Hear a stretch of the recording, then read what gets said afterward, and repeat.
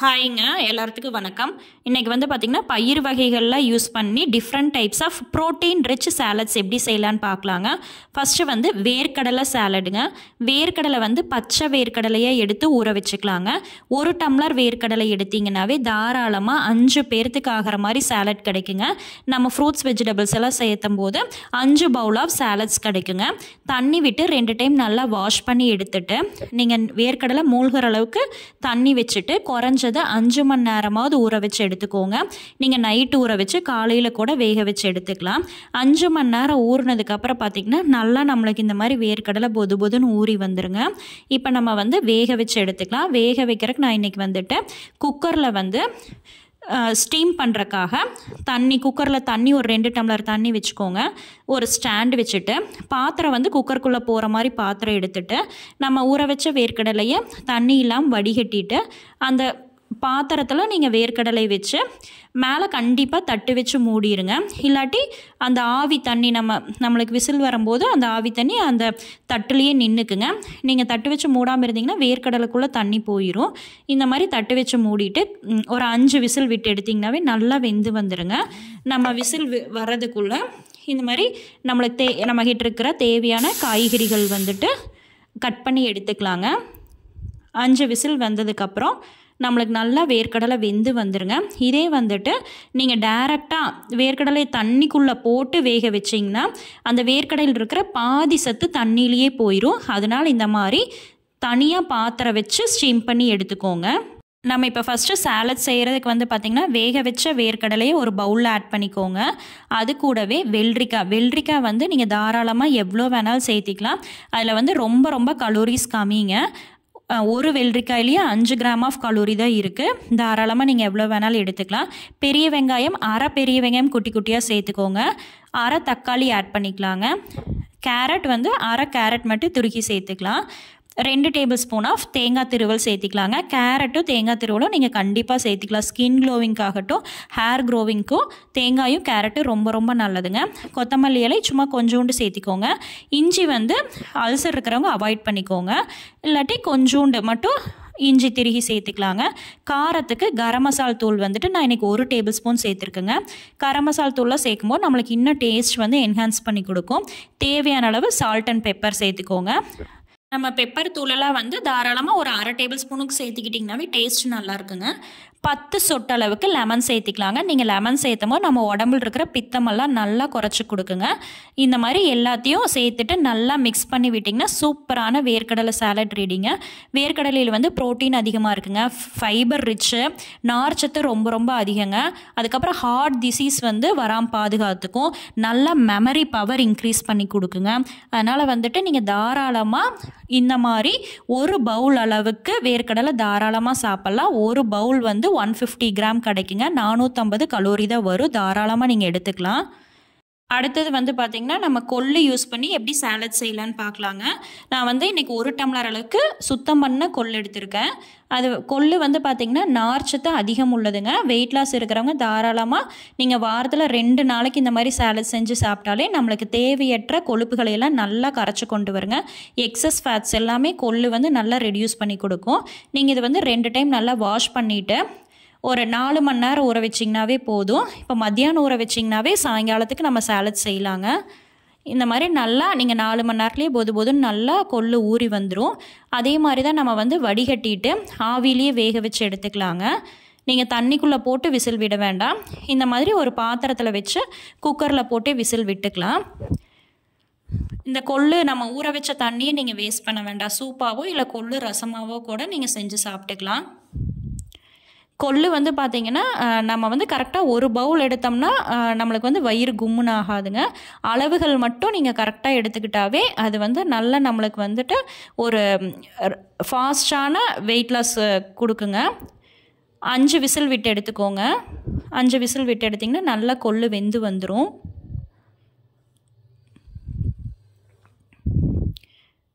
இந்த மாதிரி நல்லா கொள்ளு வெந்து வந்துருங்க. நான் இன்றைக்கி வந்து ஒருத்தருக்கு வந்துட்டு நீங்கள் 4 கரண்டி, இந்த கரண்டி வந்து 25 கிராம்லேருந்து 30 கிராம் வரைக்கும் பிடிக்குங்க. அதில் வந்துட்டு நீங்கள் 4 கரண்டி எடுத்தாலே 100 கிராம் அளவுக்கு நம்மளுக்கு கொள்ளு இருக்கும். அதனால் வந்துட்டு கரெக்டாக 4 கரண்டி மட்டும் எடுத்துக்கோங்க, அதிகமாக எடுக்க வேண்டாம். ஏன்னா நைட்டுக்கு வந்து நம்மளுக்கு நல்லா ஜீரணமாகாது பயிர் வகைகள்லாம் எடுக்கும்போது. நீங்கள் இது வந்துட்டு காலையில் பிரேக்ஃபாஸ்ட்டுக்காக கூட எடுத்துக்கலாம், 8-9 மணிக்கு கூட எடுத்துக்கலாம். இல்லை சாயங்காலம் கண்டிப்பாக 4 to 6 எடுத்துக்கோங்க. கொள்ளு, இதில் குட்டி குட்டியாக நறுக்கின பெரிய வெங்காயம், கரம் மசாலா தூள், சால்ட்டு, பெப்பர் போட்டு லெமன் பிழிஞ்சு விட்டு சாப்பிட்டிங்கன்னா சூப்பராக இருக்குங்க. வேறு நீங்கள் கொள்ளில் ஃப்ரூட்ஸ் எல்லாம் நம்ம மிக்ஸ் பண்ணோம்னா கொஞ்சம் நல்லா இருக்காது. இது மட்டும் மிக்ஸ் பண்ணி ட்ரை பண்ணி பாருங்கள். அடுத்தது வந்து க்ரீன் கிராம் சாலட் தாங்க. பச்சை பயிறு வச்சு எப்படி சாலட் செய்யலான்னு பார்க்கலாம். அதே 1 டம்ளர் அளவுக்கே நான் வந்து பச்சை பயிர் எடுத்துருக்குறேங்க. நீங்கள் எல்லாத்துலேயுமே 1 டம்ளர் எடுத்திங்கன்னா தாராளமாக 5 பேர் சாப்பிட்லாம். உங்களுக்கு 2 பேர்த்துக்கு வேணுன்னா ஒரு அரை டம்ளர் மட்டும் எடுத்துக்கோங்க. இல்லாட்டி கரண்டியில் ஒரு 4 கரண்டி எடுத்திங்கனாவே போதும். அதே வந்து நம்ம 2-3 டைம் நல்லா வாஷ் பண்ணிவிட்டு, பச்சை பயிரெல்லாம் பார்த்திங்கன்னா ஒரு 3 மணி நேரம் நீங்கள் ஊற வச்சாலே போதும். வேணால் நீங்கள் நைட்டே ஊற வச்சிங்கன்னா இந்த மாதிரி ஒன்று வந்து தண்ணி கம்மியாக நம்ம ஊற்றி ஊற வைக்கும்போது ஒன்று முளையாகியே வந்துடுங்க. அதனால் நீங்கள் நைட்டு ஊற வச்சிங்கன்னா ஒன்று வந்து இந்த மாதிரி ஸ்ப்ரவுட்ஸ் வந்து வந்துடும். நம்ம அந்த தண்ணி வடிகட்டிட்டு அதே ஸ்டீம் பண்ணி எடுத்துக்கலாங்க. பச்சை பயிரில் வந்து பார்த்திங்கன்னா ப்ரோட்டீன் ரொம்ப ரொம்ப அதிகம். அதனால் வந்துட்டு இது வந்து சுகர் பேஷண்ட், டயபெட்டிக் பேஷண்ட்ஸும் பிரேக்ஃபாஸ்ட்டாகவும் எடுத்துக்கலாம். இல்லை நீங்கள் ஒரு மிட் மார்னிங் ஸ்நாக்ஸாக கூட எடுத்துக்கலாம். இல்லை ஈவினிங் 4 to 6 கூட எடுத்துக்கலாங்க. அதனால் வந்து இப்போத்த ஹெல்த் கண்டிஷனை பொறுத்து நீங்கள் வந்து இந்த மாதிரி சாலட் ரெசிபிஸ் ட்ரை பண்ணி பார்த்தீங்கன்னா வயிறு ஃபுல்ஃபில் ஆகியிருக்கும். ஒரு ஹெல்த்தியான ரெசிபி எடுத்த மாதிரி இருக்குங்க. பச்சைப்பயிர் வந்து கண்டிப்பாக நீங்கள் ஒரு விசில் மட்டும் விட்டு எடுத்திங்கன்னா இந்த மாதிரி பச்சை பசேர்னு சூப்பராக வந்துடுங்க. ஒரே விசில் மட்டும் விட்டு எடுத்துக்கோங்க. நீங்கள் நைட்டு ஊற வச்சு காலையில் வேவிக்கும் போது ஒரு விசில் விட்டிங்கனாவே நல்லா வெந்துக்கும். வெள்ளரிக்காய் வந்து 1 பவுல் சேர்த்திக்கோங்க. பெரிய வெங்காயம் அரை பெரிய வெங்காயம் மட்டும் சேர்த்திக்கோங்க. கொடமிளகாய் சேர்த்திக்கோங்க. பச்சை பயிருக்கெல்லாம் வந்து பச்சை மிளகாய்க்கு பதிலாக நம்ம கொடமிளகாய் சேர்த்தப்போ டேஸ்ட்டு நல்லா இருக்குங்க. கேரட் வந்து கொஞ்சோண்டு மட்டும் நீங்கள் ஒரு 1/4 கேரட் திருவி சேர்த்திக்கலாம். புதினா, கொத்தமல்லி, காரத்துக்கு கரம் மசாலா தூள் சேர்த்திக்கலாம். நீங்கள் கரம் மசாலா பதிலாக வேணுன்னா வரமிளகாய் தூள் கூட சேர்த்திக்கலாம். பெப்பர், சால்ட்டெல்லாம் போட்டுட்டு நீங்கள் வந்து இந்த பச்சை பயிருக்கு வந்து மாதுளம்பழம் தயிரெல்லாம் ஆட் பண்ணிங்கன்னா இன்னமே டேஸ்ட் நல்லாயிருக்கும். தயிர் தாராளமாக ஆட் பண்ணிக்கலாங்க. தயிர் வந்து குட் பாக்டீரியாவை இன்க்ரீஸ் பண்ணும். அதனால் நீங்கள் இது கூட தயிர் கூட மிக்ஸ் பண்ணிக்கலாம். லெமன் பிழிஞ்சு விட்டு இந்த மாதிரி நல்லா நம்ம மிக்ஸ் பண்ணி விட்டுட்டு 1 பவுல் தாராளமாக எடுத்துக்கலாங்க. இது வந்து நம்மளுக்கு 1 பவுல் நீங்கள் எடுத்திங்கனாவே வயிறு நல்லா ஃபில்லாக இருக்கும். 1 பவுலுங்கிறது நான் வந்து இந்த கரண்டியில் 4 to 5 கரண்டி எடுத்திங்கனாவே 150 கிராம் வருங்க. ஒருத்தர் வந்து 150 கிராம் எடுத்திங்கனாலே போதும். ட்ரை பண்ணி பாருங்கள். அடுத்தது வந்து சுண்டல் சாலடு தாங்க. சுண்டல் சாலட்ஸ்க்கும் நான் வந்து 1 டம்ளர் அளவுக்கு வெள்ளை சுண்டல் எடுத்திருக்கேன். நீங்கள் வேணால் கருப்பு சுண்டல் கூட இதே மாதிரி ட்ரை பண்ணிக்கலாம். சுண்டலில் வந்து பார்த்திங்கன்னா நல்லா ப்ரோட்டீன் ரிச் தாங்க. நம்ம தனியாக சுண்டல் சாப்பிட்றதுக்கு இந்த மாதிரி சாலடாக ட்ரை பண்ணிங்கன்னா இன்னமே டேஸ்ட் நல்லாயிருக்கும். 2 டைம் வாஷ் பண்ணிவிட்டு தண்ணி விட்டு ஊற வச்சுக்கலாங்க. சுண்டல்லாம் வந்து நீங்கள் நைட்டே ஊற வச்சு தான் காலையில் சாலட் செய்ய முடியும். நைட்டே நான் ஊற வச்சிட்டேங்க. காலையில் வந்துட்டு நல்லா நம்மளுக்கு ஊறி வந்ததையுமே அதே மாதிரி தான் நான் வந்து ஸ்டீம் பண்ணியே தான் எடுத்துக்கிறேன். ஏன்னா வந்துட்டு நீங்கள் தண்ணியில் போட்டு விசில் விடும்போது அந்த தண்ணியிலேயே எல்லா நியூட்ரிஷன்ஸும் போயிடும். சத்துக்கள் போகும்போது நம்மளுக்கு பாதி தான் கிடைக்கும். அதனால் வந்துட்டு நீங்கள் இந்த மாதிரி பாத்திரத்துலேயே வச்சு ஸ்டீம் பண்ணி எடுத்துக்கிட்டிங்கன்னா நம்மளுக்கு முழுமையான சத்துக்கள் கிடைக்குங்க.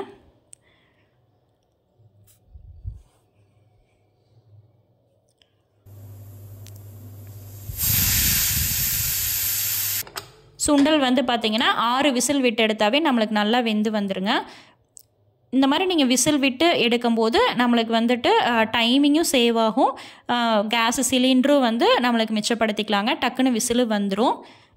சாலட் செய்கிறதுக்கு வந்து பார்த்திங்கன்னா நம்ம வேக வச்சுருக்கிற சுண்டல் சேர்த்திட்டு வெள்ளரிக்காய் தாராளமாக நீங்கள் வெள்ளரிக்காய் எவ்வளோ வேணாலும் சேர்த்திக்கலாம்.